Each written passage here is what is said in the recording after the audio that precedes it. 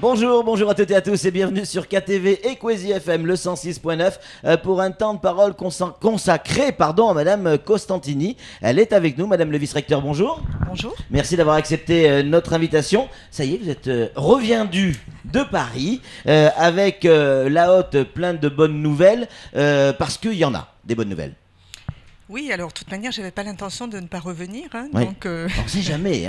Ça, vous avez raison. Oui. Alors, plein de bonnes nouvelles, oui, c'est vrai. En tout cas, des informations qui nous permettent de dire que Mayotte est aussi comme les autres départements d'outre-mer, puisque nous avons une réunion au ministère de l'Outre-mer où l'ensemble des collègues recteurs étaient présents et où nous nous sommes rendus compte qu'en fait, les problématiques que nous vivions sur Mayotte étaient les mêmes sur les autres territoires, notamment sur le territoire de la Guyane, pour ce qui concerne les rythmes scolaires. Des bonnes nouvelles aussi puisque nous avons travaillé avec le directeur du CUFR qui était également présent sur cette réunion. Nous avons travaillé à la mise en place du premier concours de professeurs des écoles sur Mayotte. Alors ça c'est quand même une sacrée nouvelle, ça mérite de s'y attarder un petit peu, ça veut dire quoi exactement ? Alors ça veut dire que nous augmentons le niveau de qualification des personnels enseignants du premier degré. Ça veut dire également que nous permettons au territoire d'avoir des jeunes qui viendront, qui seront formés, qui arriveront jusqu'à un niveau Master 2 et qui pourront du coup mettre leurs compétences à destination des enfants du territoire de Mayotte. Et surtout rester après à Mayotte. Et bien évidemment rester à Mayotte autant qu'ils le souhaiteront puisqu'ils rentreront dans le droit commun et que dans le cadre du droit commun, vous pouvez demander votre mutation quand vous le souhaitez, mais vous passez un concours dans un endroit où vous restez pour enseigner. Et puis il y a de l'argent. Il y a de l'argent qui est arrivé dans certaines communes. Normalement, il aurait dû arriver hier. Est-ce que c'est le cas ? Alors écoutez, moi je ne suis pas dans les portefeuilles de chacun des maires, mais pour autant oui, nous sommes arrivés au 15 octobre et les maires qui avaient fait leur dossier à l'ASP avant le 15 septembre ont dû recevoir leur premier acompte pour ce qui concerne le fonds d'amorçage.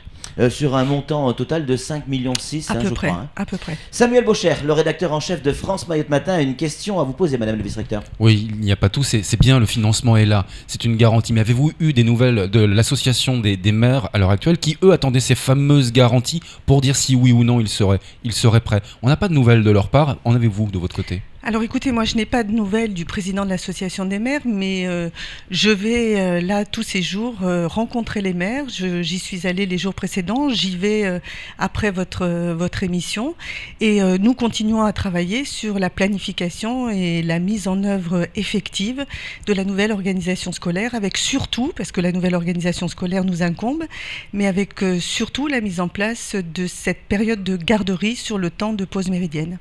Après ces vacances scolaires, évidemment, il y a la rentrée.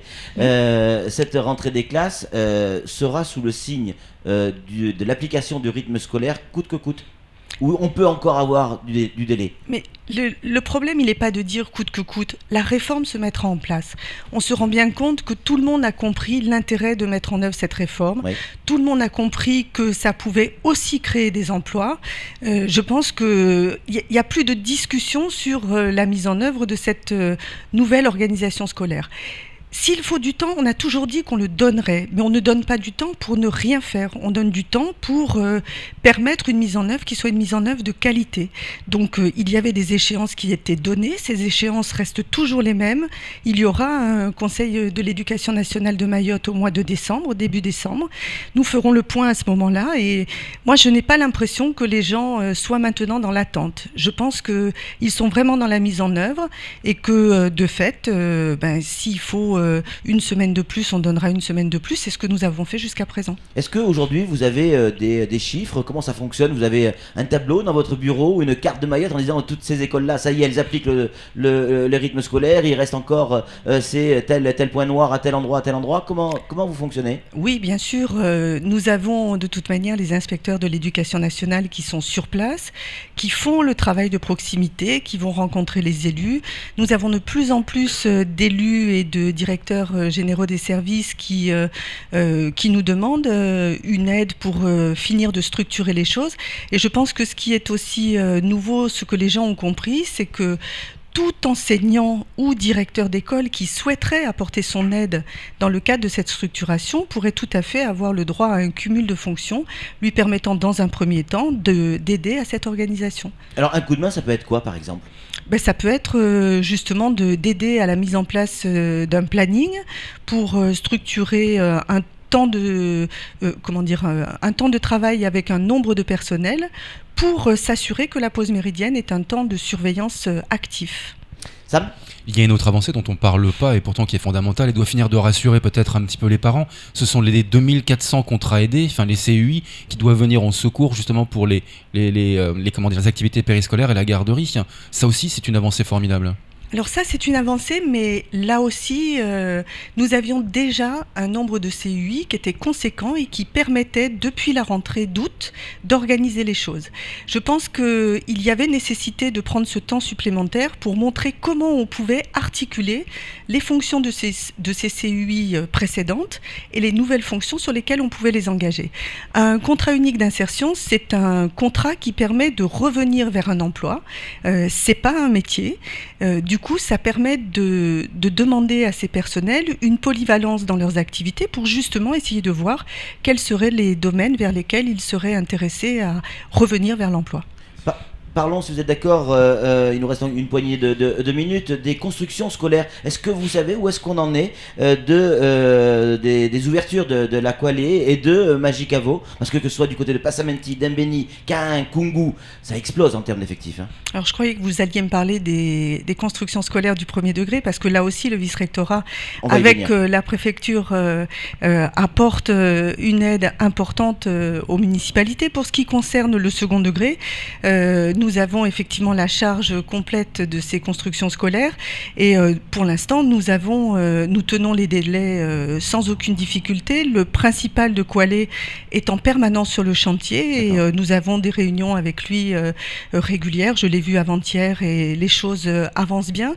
Et pour Magicavo, nous sommes en train de finaliser une petite procédure juridique qui nous permettra d'avoir sans aucune difficulté l'accès, puisqu'il y a toujours des problématiques liées au foncier à régler pour s'assurer qu'il n'y aura pas de problème après sur la fin. Ah si, la rentrée de septembre. Septembre bien 2015. Sûr, bien sûr. D'accord, donc septembre 2015, ça fonctionne. Normalement. En tout cas, les travaux avancent bien en tout cas. Voilà, non, on est dans ce calendrier-là. Sam ? Rythme scolaire, construction scolaire du premier et du second degré, vous faites feu de tout bois dans tous les chantiers. Et il y en a un autre aussi, vous avez ouvert un groupe de travail sur l'attractivité avec les syndicats. C'est plutôt étonnant ça.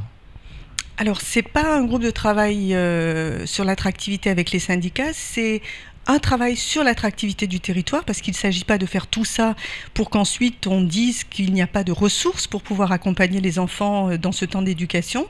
Donc c'est quelque chose, à mon avis, qui doit précéder tout ce travail que nous faisons là en proximité.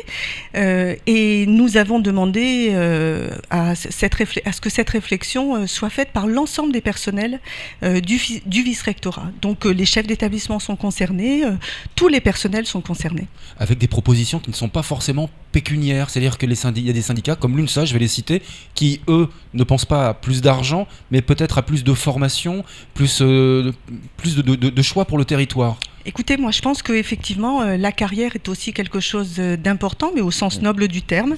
Et de fait, par exemple, la proposition du professorat des écoles permettrait à des enseignants qui ont envie de venir participer d'une construction, comme dit le sénateur Tani, autour de la formation des jeunes professeurs des écoles, pourraient avoir tout intérêt à venir sur le territoire et apporter leurs compétences à cette formation. Donc oui. Je pense qu'il y a bien autre chose que les aspects financiers qui, pour l'heure, ne sont quand même pas trop mauvais. Oui, c'est vrai qu'il y a pire ailleurs, toujours. Je pense. Toujours. Sous forme de conclusion, Madame le vice-recteur, on a le sentiment qu'il n'y a rien qui vous fait peur. On a le sentiment que tout va toujours bien. On a le sentiment que ça se passe comme... c'est l'assurance tout risque, la série qui dit « J'adore quand mes plans se passent sans accroc ». C'est un petit peu votre cas, l'assurance tout risque ? Ou d'agence touriste, pardon, l'agence touriste. Les plans se passent jamais sans accroc, mais en même temps, je veux dire, on est venu là pour essayer de mettre en place quelque chose, de participer à quelque chose. Et voilà, si nous-mêmes, nous ne croyons pas à ce que nous faisons, je vois pas comment les gens pourraient nous suivre et comment on pourrait avancer. Vous n'avez jamais douté? Vous n'avez jamais dit... Oula, là ça va être compliqué parce que choc des cultures, choc de plein de choses, non? Bien sûr, mais le doute n'empêche pas d'avancer. C'est vrai. Et surtout quand vous le faites avec le sourire, c'est encore plus intéressant. Merci beaucoup Madame le vice-recteur.